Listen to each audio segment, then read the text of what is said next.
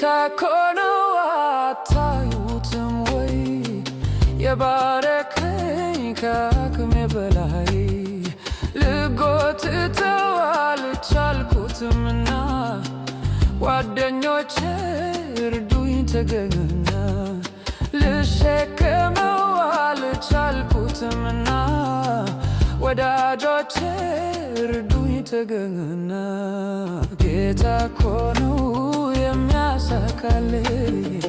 ጌታ እኮ ነው የሚያካልልኝ እርሱ እኮ ነው የተረፈረፈኝ እርሱ እኮ ነው